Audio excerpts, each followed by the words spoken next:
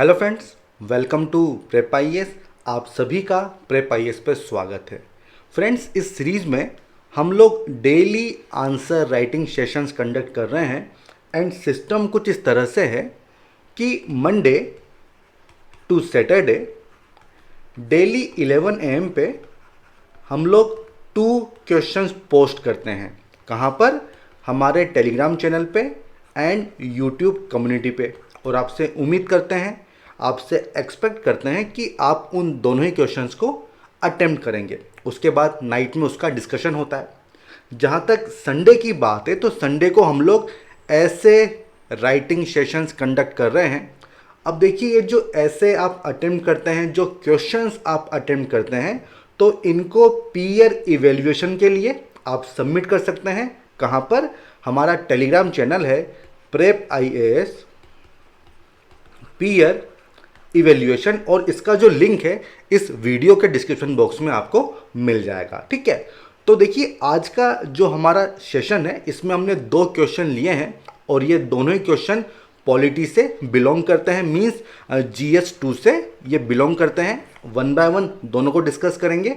अगर आपका कोई डाउट होता है तो आप कमेंट सेक्शन में या फिर चैट बॉक्स में लिख के मुझसे पूछ सकते हैं। एंड उसके बाद हम लोग क्या करेंगे, एक लर्नर की आंसर शीट को डिस्कस करेंगे ताकि आपको आइडिया लग जाए कि जो बाकी के लर्नर्स हैं वो किस तरह से क्वेश्चंस को अटेम्प्ट करते हैं। ठीक है, तो देखिए पहला क्वेश्चन इसमें पूछा गया है अबाउट रूल ऑफ लॉ के बारे में। एक 15 मार्कर है, 250 वर्ड्स में आपको इसको अटेम्प्ट करना है। मतलब काफ़ी अच्छे से आपको एक्सप्लेन करना होगा एंड काफ़ी लंबा क्वेश्चन भी दिख रहा है, काफ़ी सारे पार्ट्स हैं। तो देख लेते हैं क्वेश्चन क्या है, उसकी डिमांड क्या है, क्या डिफरेंट पार्ट्स इसमें पूछे गए हैं। तो देखिए क्वेश्चन है कि what do you understand by rule of law. जो कानून का शासन है, जो विधि का शासन है, उससे आप क्या समझते हैं। Identify the key principles that emphasise the rule of law. ठीक है, तो वो की प्रिंसिपल्स आपको बताने होंगे, ये सेकेंड पार्ट है। Then what are the challenges in its implementation. तो जो चैलेंजेस फेस करने पड़ रहे हैं इसके इम्प्लीमेंटेशन में वो आपको बताने होंगे, और सबसे एंड में आपको कुछ सॉल्यूशंस सजेस्ट करने होंगे ताकि ये जो चैलेंजेस हैं इनको आप रिजोल्व कर सको, इनको ओवरकम कर सको। तो एकदम स्ट्रेट फॉरवर्ड क्वेश्चन है। कौन कौन से पार्ट्स हैं वो एकदम साफ साफ आप उनको आइडेंटिफाई कर पाएंगे। कौन से पार्ट्स हो जाएंगे? सबसे पहले आप इंट्रोड्यूस करेंगे, देन की प्रिंसिपल्स बताएंगे। देखिए रूल ऑफ लॉ से आप क्या समझते हो ये चीज़ आप बता दो इंट्रोडक्शन में, तो वो दोनों मैंने यहाँ पे मर्ज कर दिया है। फिर key principles, then challenges, then solutions, और सबसे एंड में कंक्लूजन। ठीक है, तो ये हो जाएगा इस क्वेश्चन का स्ट्रक्चर, और इसी फ्लो में आपका आंसर भी होना चाहिए। ठीक है, मैं हमेशा कहता हूँ जो फ्लो दिया गया है क्वेश्चन का, उसी फ्लो में आपका आंसर भी होना चाहिए। ठीक है, तो देखिए अब क्या करेंगे, ये जितने भी पार्ट्स हैं इनको देख लेते हैं कि क्या क्या इसमें आप कंटेंट वगैरह लिख सकते हो। तो देखिए जहाँ तक इंट्रोडक्शन की बात है तो इसमें आप समझा दो कि भाई रूल ऑफ लॉ क्या होता है। और देखिए रूल ऑफ लॉ जब आप समझाओगे ना तो A.V. डाइसी का नाम तो आना ही चाहिए, क्योंकि इन्होंने ही ये थ्योरी दी थी। ये जो डॉक्ट्राइन है, ये जो प्रिंसिपल है, ये इन्हीं का दिया गया है। ठीक है, तो A.V. डाइसी का नाम आना जरूरी है। अब देखिए आप सभी जानते हैं कि रूल ऑफ लॉ हमारा बेसिक स्ट्रक्चर भी है, तो आप उससे भी शुरुआत कर सकते हो। ठीक है, तो ये आपके ऊपर है कि आप किस तरह से इंट्रोडक्शन करना चाहते हैं।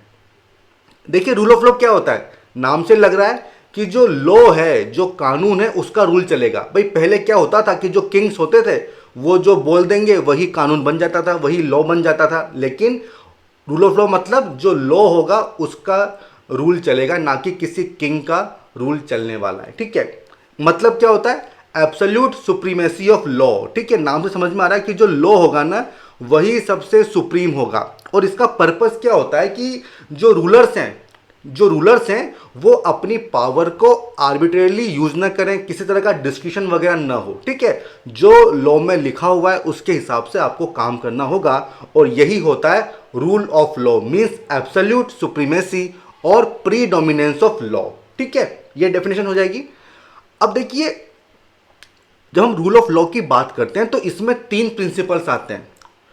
ठीक है, जब बात आती है कि रूल ऑफ लॉ का मतलब क्या होता है तो 3 प्रिंसिपल्स आपको याद रखने होंगे। और ये सब डाटा कहाँ मिलेगा आपको, ये आपको मिलेगा लक्ष्मीकांत में। ठीक है, और देखिए ये जो क्वेश्चन मैंने लिया है ना, ये बेसिकली विजन की आई थिंक जून की करंट अफेयर मैगजीन है, ठीक है। वहाँ पे रूल ऑफ लॉ को काफ़ी अच्छे से एक्सप्लेन किया गया है, ठीक है। तो वहीं से ये क्वेश्चन मैंने उठाया है, ठीक है। तो सोर्स भी मैंने आपको यहाँ पे बता दिया है। देखिए मेनली 3 प्रिंसिपल होते हैं जो बताते हैं कि रूल ऑफ लॉ क्या होता है। सबसे पहला सुप्रीमेसी ऑफ लॉ, कि जो कानून है ना वही सुप्रीम होगा। इसका मतलब क्या होता है सुप्रीमेसी ऑफ लॉ का, कि जब तक आप किसी लॉ को ब्रीच नहीं करोगे तब तक आपको सजा नहीं मिलेगी, आपको पनिशमेंट नहीं मिलेगी, ठीक है। तो ये पहला प्रिंसिपल है। दूसरा क्या है, इक्वलिटी बिफोर लॉ, मतलब इसका मतलब यह है कि कोई भी आदमी कानून से बड़ा नहीं होगा। No man is above the law, ठीक है। इसका मतलब होता है इक्वलिटी बिफोर लॉ। और तीसरा है pre dominance of legal spirit. देखिए इसका मतलब क्या है, इसका मतलब यह है कि जो कॉन्स्टिट्यूशन है वो रिजल्ट है किस चीज का, राइट्स ऑफ इंडिविजुअल का। लेकिन देखिए जब हम इंडिया की बात करते हैं तो इंडिया में जो शुरू के 2 प्रिंसिपल हैं ये तो एप्लीकेबल हैं, लेकिन जो थर्ड प्रिंसिपल है वो हमारे यहाँ एप्लीकेबल नहीं होता है, क्योंकि हमारे यहाँ जो राइट्स है ना उनका ओरिजिन कॉन्स्टिट्यूशन है, तो हमारे यहाँ एकदम रिवर्स चीज़ देखने को मिलती है, ठीक है। तो इसलिए अगर क्वेश्चन पूछा जाए तो 3 में से 2 ही प्रिंसिपल हमारे यहाँ लागू होते हैं, ठीक है। तो आई होप आप समझ गए होंगे कि रूल ऑफ लॉ क्या होता है, एब्सोल्यूट सुप्रीमेसी, और इसके कौन से प्रिंसिपल हैं वो आप बता दीजिए, ठीक है। अब देखिए बात आती है कि यार रूल ऑफ लॉ क्यों जरूरी है, इसके क्या फ़ायदे होते हैं। हालांकि ये पूछा नहीं गया है लेकिन तब भी आपको पता होना चाहिए। देखिए रूल ऑफ लॉ मीन्स जो कानून है आप उसको फॉलो कर रहे हैं, इसका मतलब क्या क्या फ़ायदे हो सकते हैं ये जस्ट मैं आपकी इन्फॉर्मेशन के लिए बता रहा हूँ। देखिए इसका मतलब ये है कि आप डेमोक्रेसी को स्ट्रेंथन करोगे, आप उसको प्रिजर्व करोगे। क्यों, क्योंकि देखिए किसी भी तरह की तानाशाही वगैरह नहीं चलेगी, क्योंकि रूल बेस्ड काम आपको करना होगा, ठीक है। जो आर्बिट्रेरीनेस है वो आप कम कर दोगे, जो आपके फंडामेंटल राइट्स हैं आप उनको प्रोटेक्ट करोगे, क्योंकि लॉ को आपको फॉलो करना है, ठीक है। इसके अलावा जो कॉन्स्टिट्यूशनलिज्म है मतलब संविधानवाद, क्या मतलब होता है, लिमिटेड गवर्नमेंट, किसी तरह का रेस्ट्रिक्शन होना चाहिए, कोई लॉ होना चाहिए, ठीक है। तो इन सब चीज़ों को आप प्रोटेक्ट कर सकते हो, और इसलिए हम बात करते हैं रूल ऑफ लॉ की, ठीक है। समझ में आ गया। अब देखिए क्या पूछा गया है कि वो कौन से प्रिंसिपल्स हैं जो कि रूल ऑफ लॉ को मतलब जोर देते हैं, उसको इम्फेसाइज करते हैं। तो देखिए 4 प्रिंसिपल है आपके सामने। सबसे पहला कि देखिए जब कोई लॉ बनाया जाता है ना तो वो लॉ सिंपल होना चाहिए, क्लियर होना चाहिए, किसी भी तरह की एम्बिग्युइटी नहीं होनी चाहिए। पता चले कि लोगों को समझ में नहीं आ रहा कि क्या लॉ बना दिया, उसकी लैंग्वेज इतनी टफ है, उसके इतने सारे मीनिंग निकल रहे हैं, तो भाई उस लॉ का मतलब क्या रहेगा। तो लॉ ऐसा होना चाहिए जो क्लियर हो, जो एक्सेसिबल हो, हर आदमी उसको समझ सके, उसकी लैंग्वेज सिंपल होनी चाहिए। देन इक्वलिटी बिफोर लॉ, इसका मतलब क्या है, ऑलरेडी मैं आपको समझा चुका हूं कि इक्वलिटी बिफोर लॉ, कानून की नज़रों में सब लोग बराबर हैं, किसी को भी कोई प्रिविलेज वगैरह नहीं मिलेगा, ठीक है। ये चीज़ आप समझ ही सकते हैं, equality before law. Then right to participate in the creation, देखिए जो आम जनता है ना, जो सिटीजन्स हैं वो पार्टिसिपेट करना चाहिए किसमें, जब कोई लॉ बन रहा है, भले वो डायरेक्टली हो चाहे इनडायरेक्टली हो। इंडिया में क्या होता है, इनडायरेक्टली लोग पार्टिसिपेट करते हैं। कैसे, हम लोग अपने रिप्रेजेंटेटिव चुनते हैं और वो हमारे बिहाफ पे पार्लियामेंट जो है वो लॉ बनाती है, ठीक है। तो जो पार्टिसिपेशन है उसको इंश्योर करना होगा। देन स्ट्रॉन्ग इंडिपेंडेंट जुडिशरी, देखिए ये भी बहुत ज़रूरी है, ताकि जो लॉ पास हो रहा है क्या वो कॉन्स्टिट्यूशन के अकॉर्डिंग है या नहीं है। अगर नहीं है तो उसका रिव्यू कर लो, ठीक है। और अगर वो समझ में आता है कि संविधान के नियमों का पालन नहीं हो रहा है तो आप उसको अनकॉन्स्टिट्यूशनल बता सकते हैं, ठीक है। तो ये की प्रिंसिपल्स हैं जो आपको यहाँ पे लिखने होंगे। अब अगला पार्ट क्या पूछा गया है वो ये है कि इसके चैलेंजेस क्या हैं। तो देखिए काफ़ी सारे चैलेंजेस हैं। देखिए रूल ऑफ लॉ की बात हो रही है, तो ये जो वर्ड है ना लॉ, इस पे आपको ध्यान देना चाहिए। देखिए मान लो काफ़ी सारे लॉ ऐसे हैं जो काफ़ी पुराने हैं। आप देखिए आज भी जो ब्रिटिश लोगों ने लॉ बना दिए थे वो आज भी हम लोग फॉलो करते हैं। तो विद टाइम काफ़ी कुछ चीज़ें चेंज होती हैं, तो वो जो लॉ थे उनको भी हमको बदलना होगा, क्योंकि देखिए वो जो लॉ थे शुरुआत वाले, भले वो सेडिशन हो जाए, ठीक है, तो वो अभी इररिलेवेंट है, ठीक है, वो इररिलेवेंट है, ठीक है। और होता क्या है कि जब ऐसे लॉ होते हैं तो फिर जो जुडिशियल प्रोसेस है वो बहुत लंबा हो जाता है, ठीक है, काफ़ी डिले होता है, काफ़ी पैसा भी लगता है, ठीक है। तो ये एक चुनौती है। मल्टीपल लॉज, मल्टीपल लॉज, अगर बहुत सारे लॉ होंगे तो क्या होगा, तो आप उनमें लूप होल ढूंढ ही लोगे और इससे नुकसान किसका होगा, गवर्नमेंट का ही नुकसान होगा। ठीक है, तो मल्टीप्लिसिटी ऑफ लॉ आप देख लीजिए, इनकम टैक्स में देख लीजिए, जीएसटी में कितनी सारी स्लैब्स हैं। ठीक है, तो ये सब इशू हमेशा रहता है। देन क्रिमिनलाइजेशन ऑफ पॉलिटिक्स, देखिए जो लोग कानून बना रहे हैं अगर उनका बैकग्राउंड क्रिमिनल है तो आप किस तरह से इंश्योर करोगे कि वो लॉ अच्छा लॉ बनेगा। ठीक है, तो क्रिमिनलाइजेशन ऑफ पॉलिटिक्स ये भी एक कारण है। देन एडमिनिस्ट्रेटिव चैलेंजेस, देखिए जब कोई पुराना लॉ होगा, कॉलोनियल लॉ होगा, तो उसको इंप्लीमेंट करने में दिक्कत तो आएगी सही। और वैसे भी आप देख लीजिए जो हमारी ब्यूरोक्रेसी है उसमें कितनी लंबी चौड़ी हायरार्की आपको देखने को मिलती है, तो वहाँ भी काफ़ी सारे चैलेंजेस आपको देखने को मिलते हैं।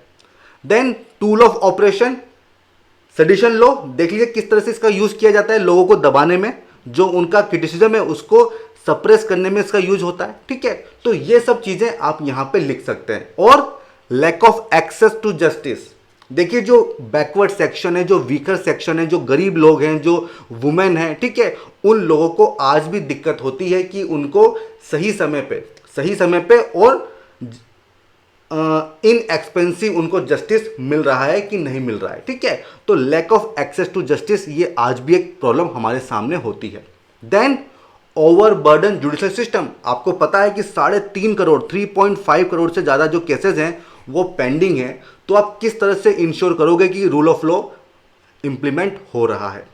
Then influence of social media, देखिए आज की डेट में सोशल मीडिया एक ऐसी चीज़ है कि आप किसी भी चीज़ को हर आदमी तक पहुंचा सकते हो और इससे जो जुडिशरी है वो भी अलग नहीं है।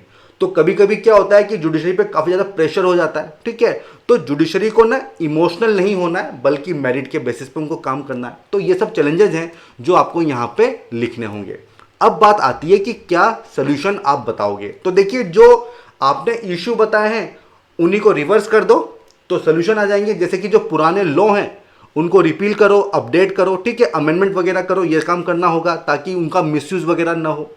ठीक है, देन जो क्रिमिनल्स की एंट्री हो रही है पॉलिटिक्स में उनको हमको कर्व करना होगा, तो हमको रिफॉर्म्स की बात करनी होगी, इलेक्टोरल रिफॉर्म्स की हमको बात करनी होगी। इसके अलावा आप आईटी की बात कर सकते हैं कि भाई जो इतने सारे केसेस पेंडिंग हैं तो उनकी मॉनिटरिंग के लिए आप आईटी जो टेक्नोलॉजी हैं उनका यूज़ कर सकते हो। ठीक है, तो काफ़ी सारी चीज़ें हैं जो आप यहाँ पे लिख सकते हो। अब आता है कंक्लूजन।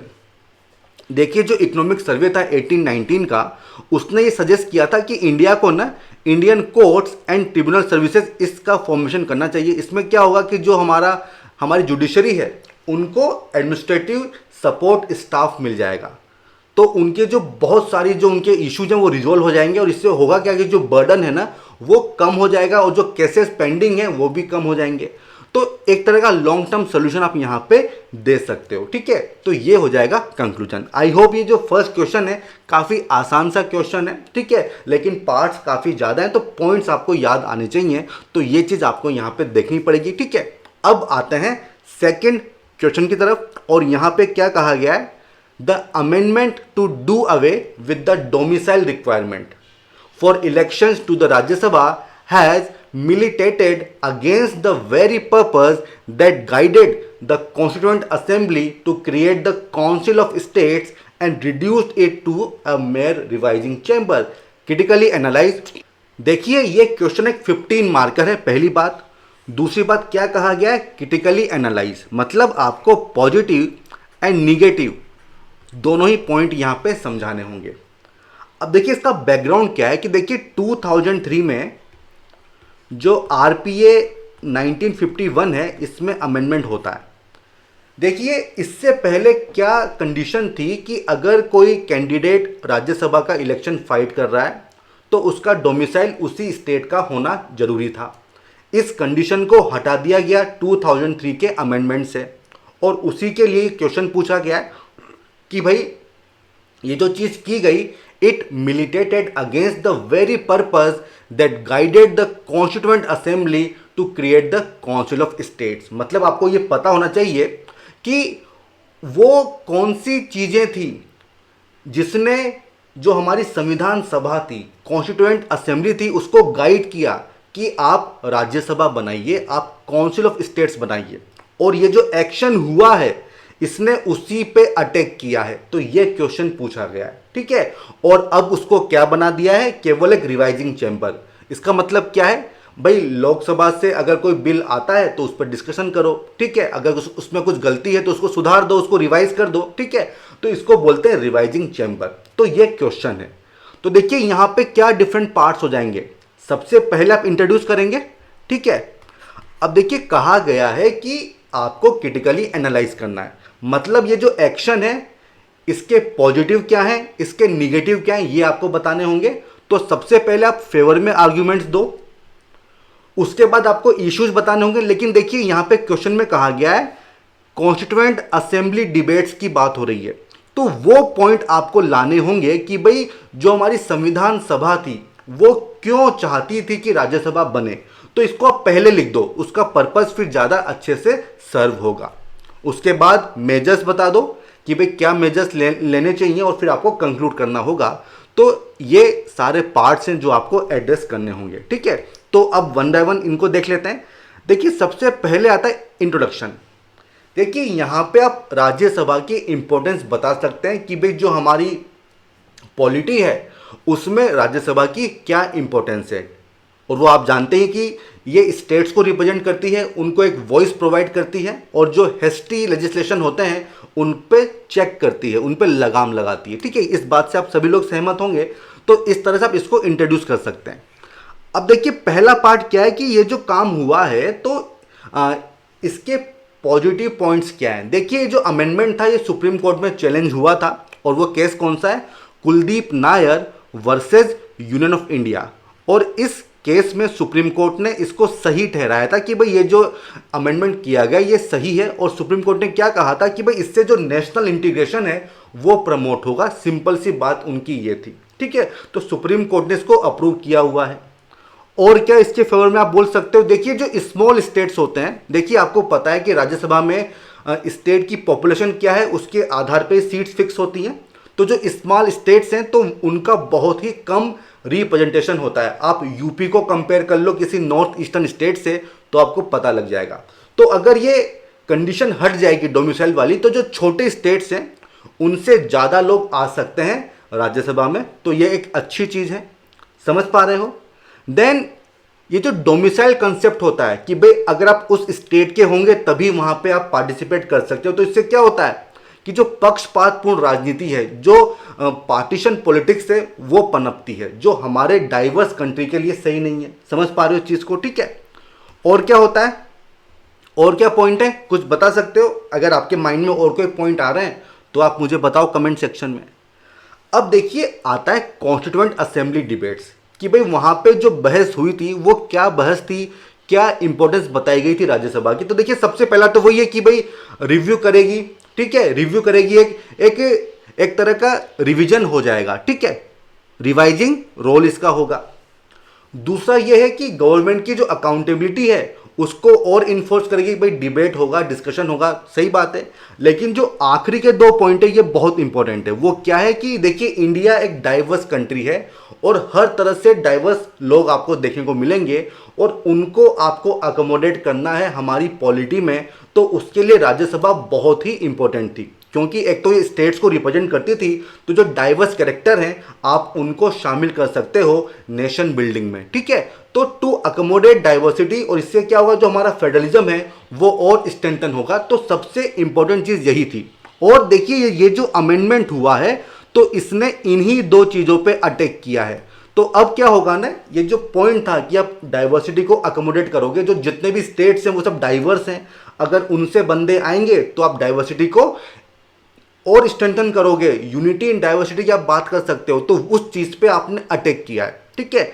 अब आप बता दो कि निगेटिव इश्यूज, निगेटिव पॉइंट्स क्या हैं। तो देखिए अगर मान लो कोई राजस्थान स्टेट है, ठीक है, राजस्थान स्टेट है, और मान लो इसमें आप बिहार से आप किसी बंदे को राज्यसभा का चुनाव लड़वा रहे हो। तो देखिए सबसे पहली बात तो ये कि अगर ऐसा होगा तो मान लो ये बंदा एक्स है, तो इसकी जो निष्ठा होगी वो स्टेट के प्रति नहीं होगी, वो किसके प्रति होगी, अपनी पॉलिटिकल पार्टी के प्रति होगी। क्यों?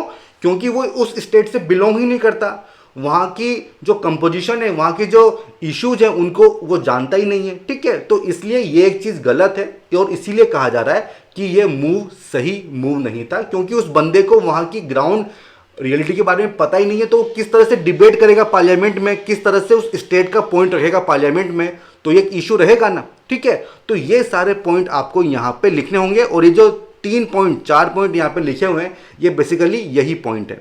इसके अलावा देखिए और क्या लिख सकते हो, स्मॉल स्टेट्स का क्या होगा। देखिए आप जानते हैं कि पॉपुलेशन के आधार पे चुना जाता है, तो ऐसा भी तो हो सकता है। हमने एक पॉइंट तो देखा कि भाई उनके लिए बेनिफिशियल भी है लेकिन नुकसान भी तो हो सकता है। मान लो उस स्टेट से कोई बंदा चुना ही नहीं गया हो, कहीं और से उसको लाया गया हो, तो ये तो उनके लिए गलत होगा ना, स्मॉल स्टेट्स के लिए, ठीक है। एंड देन लास्ट इशू आएगा against the principle of diversity and federalism. ये ऑलरेडी मैं आपको एक्सप्लेन कर चुका हूं, ठीक है। तो ये सारे मुद्दे हैं जो चर्चा का विषय हैं, जिन पे काफी डिबेट्स वगैरह होती है। तो देखिए ये जो मूव है ना, ये मूव सही मूव नहीं है, इसको आपको फिर से चेंज करना जरूरी है, इसको फिर से चेंज करना जरूरी है, ठीक है। तो अब आप बता दीजिए कि भाई क्या मेजर्स लेने चाहिए। तो देखिए जो डोमिसाइल रिक्वायरमेंट है ये तो होनी चाहिए, ठीक है, ये होनी ही चाहिए। और हमारा फोकस होना चाहिए कि जो स्मॉल स्टेट्स हैं, ठीक है, उनको ज़्यादा रिप्रेजेंटेशन मिले, ये हमारा फोकस होना चाहिए। आप ये भी कह सकते हैं कि जितने भी स्टेट्स हैं उन सबको इक्वल रिप्रेजेंटेशन मिलना चाहिए, ताकि जो हमारा फेडरलिज्म है, जो हमारी डाइवर्सिटी है, ये और स्ट्रेंथन हो जाए, ठीक है। अब आता है कंक्लूजन कि आप किस तरह से कंक्लूड करोगे। तो देखिए राज्यसभा में एक एथिक्स कमेटी होती है, आप उसको यहाँ पे लिख सकते हो। देखिए एथिक्स कमेटी का रोल यहाँ पे बहुत इंपॉर्टेंट है, क्योंकि देखिए अगर कोई राज्यसभा का मेंबर इस लॉ को फॉलो कर रहा है तो देखिए बेसिकली लीगली तो वो सही है लेकिन एथिकली वो सही नहीं है ना, क्योंकि जिस स्टेट को आप रिप्रेजेंट कर रहे हो आपको उसका ABCD नहीं पता है। तो यहाँ पे एथिक्स कमेटी का रोल काफ़ी इंपॉर्टेंट हो जाता है कि वो जो मेंबर्स हैं उनको एजुकेट करें, उनको गाइड करें, ठीक है। तो इस तरह से आप यहाँ पे कंक्लूड कर सकते हो। तो ये दोनों क्वेश्चन हमने देख लिए हैं। अब हम आते हैं हमारे अगले पार्ट पे, जहाँ पे हम लर्नर की आंसर शीट को देखते हैं, उसको डिस्कस करते हैं। देखिए इन्होंने the term rule of law is nowhere defined in the constitution but this term is often used by judiciary in the judgments. देखो इसकी जरूरत क्या थी, कोई जरूरत नहीं है। आप बिना मतलब इस पॉइंट को लिख रहे हो, ठीक है, इसको नहीं भी लिखोगे तो कोई फर्क नहीं पड़ेगा, ठीक है। तो वैल्यू एडिशन कुछ नहीं है, ठीक है। Rule of law has been declared by the supreme court as one of the basic feature. अब ये इंपॉर्टेंट पॉइंट है, तो अगर आप इसी को लिख देते तो काम चल जाता है। ये बाकी के जो 2-3 लाइन आपने लिखी है इसका कोई पर्पज यहाँ पे नहीं है। और देखिए ये 15 मार्कर है, तो 3 से 4 लाइन में आप कोशिश करो कि इंट्रोड्यूस करो और कंक्लूड करो, ठीक है। फिर आपने बताया कि रूल ऑफ लॉ का मतलब क्या होता है, absence of any special privileges, equal subjection, मतलब आप बात कर रहे हो इक्वलिटी बिफोर लॉ की, तो वो चीज़ आनी चाहिए, ठीक है। आप डाइसी को यहाँ पे लेके आओ तो वो चीज़ भी एक अच्छी चीज़ होती। No person is above the law, ये पॉइंट भी सही है। लेकिन देखिए आपने एक पॉइंट मिस कर दिया, वो थर्ड पॉइंट, ठीक है, जो राइट्स वर्सेस कॉन्स्टिट्यूशन, तो वो वाला पॉइंट आपने यहाँ पे मिस कर दिया है। फिर आपने बताया principles, the law is known as accessible. देखो थोड़ा सा ग्रामर आप सही करो, सेंटेंस अच्छे से नहीं बना है। ओपन एंड इंडिपेंडेंट जुडिशरी, देखो ओपन जुडिशरी क्या होती है, थोड़ा इसको एक्सप्लेन करो। इंडिपेंडेंट तो सही बात है। Separation of power, people can be punished according to law. अब देखो ये पॉइंट थोड़ा मुझे समझ में नहीं आया कि ये रूल ऑफ लॉ में कैसे आ रहा है, ठीक है, तो इसको आप अवॉइड कर सकते थे। The law and its administration is subject to open and free criticism, इसका भी क्या पर्पज हो रहा है, ये पॉइंट भी सही नहीं है। देन इक्वलिटी बिफोर लॉ, ये बात सही है, ठीक है। तो कुछ अननेसेसरी पॉइंट आपने यहाँ पे लिख दिए हैं और कुछ इंपॉर्टेंट पॉइंट आपने छोड़ दिए हैं। देन चैलेंजेस, जो एक्सेप्शन से आप उनको लिख रहे हो कि भाई मिनिस्टर्स के पास डिस्क्रिशनरी पावर्स हैं, जो आर्म फोर्सेज हैं उनके लिए अलग लॉ है, तो देखिए इसको यहाँ पे लिखने की जरूरत नहीं है, क्योंकि ये चैलेंजेस नहीं है बल्कि ये तो एक्सेप्शन है, जो जरूरी भी है, क्योंकि भाई इतना बड़ा सेटअप है उसको आपको गवर्न तो करना है ना। देन आप करप्शन की बात कर रहे हो, तो करप्शन चलो ठीक है समझ में आता है, लेकिन थोड़ा सा इसको ना और एक्सप्लेन करो कि भाई किस तरह से ये एक चैलेंज है रूल ऑफ लॉ के इंप्लीमेंटेशन में। देन ओवरबर्डन जुडिशरी, ये बात सही है। No clear separation of power between judiciary, अब भाई इसका क्या पर्पज है रूल ऑफ लॉ में, ये चीज़ समझ से परे है, ठीक है। तो ये पॉइंट तो आपको नहीं लिखना चाहिए था। आगे बढ़ते हैं, मेजर्स टू बी टेकन। देखिए सबसे पहली बात, डिस्कशन को अलाउ नहीं करना चाहिए। तो भाई ये पॉइंट थोड़ा सा आप इसको और अच्छे से लिखते कि आप कौन से डिस्कशन की बात कर रहे हो, ठीक है। थोड़ा और इसको एक्सप्लेन करते हैं। Corruption agency, for corruption agency should create a body, देखो यहाँ पे कोमा आना चाहिए था ना, वो कोमा आपने नहीं लिखा है, तो बाकी पॉइंट सही है। जो डिले हो रहा है वो डिले नहीं होना चाहिए, और जजेस के जो नंबर हैं वो बढ़ाने चाहिए, रिक्रूटमेंट वगैरह होना चाहिए, तो ये तो ठीक है।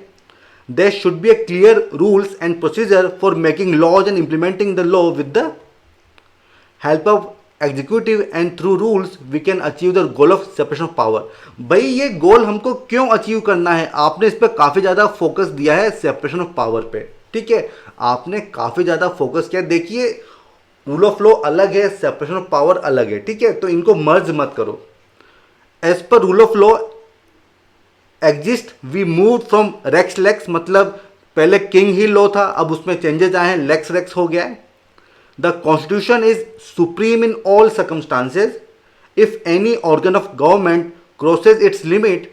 आप बेसिकली फिर से सेपरेशन ऑफ पावर की बात करो। देखो इस पर इतना फोकस मत दो, आपका फोकस रूल ऑफ लॉ पे होना चाहिए। और देखिए 3 से 4 लाइन में लिखिए, इतना बड़ा कंक्लूजन मत लिखिए, मैं बार बार कहता हूँ, ठीक है। तो देखिए सबसे पहली बात, आपने बहुत सारे पॉइंट इररिलेवेंट लिखे हैं, तो ऐसा मत करो। जो क्वेश्चन की डिमांड है ना उसी को आपको एड्रेस करना चाहिए, ठीक है। तो ये चीज़ आपको यहाँ पे करनी चाहिए। कुछ सोल्यूशन वगैरह आप देते और अच्छे कुछ डायमेंशन आपने मिस कर दी हैं, ठीक है, जो रिलेवेंट सोल्यूशन हो सकते थे, और वो ऑलरेडी मैं आपको एक्सप्लेन कर चुका हूँ, ठीक है। अब आते हैं सेकेंड क्वेश्चन की तरफ। Indian parliament being bicameral in nature, 2 houses हैं, राज्यसभा एंड लोकसभा।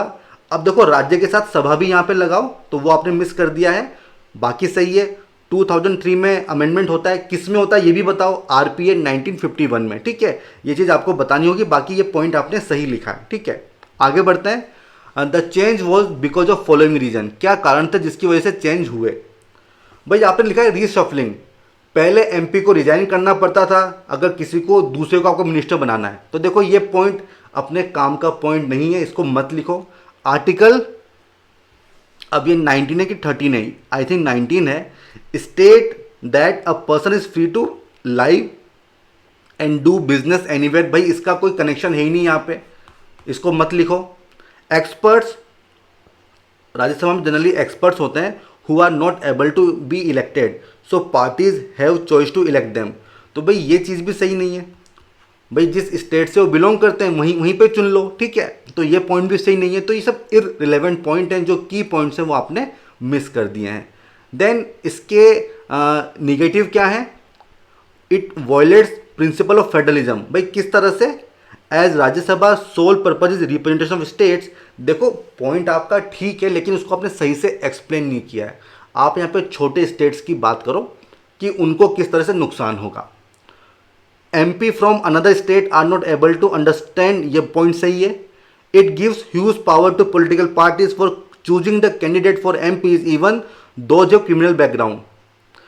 क्या लिंक है समझ में नहीं आ रहा है, ये पॉइंट भी आपको नहीं लिखना चाहिए था।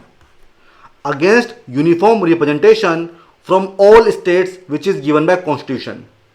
भाई कहाँ पे दिया हुआ है, बेस्ड ऑन पॉपुलेशन की आप बात कर सकते हो ना।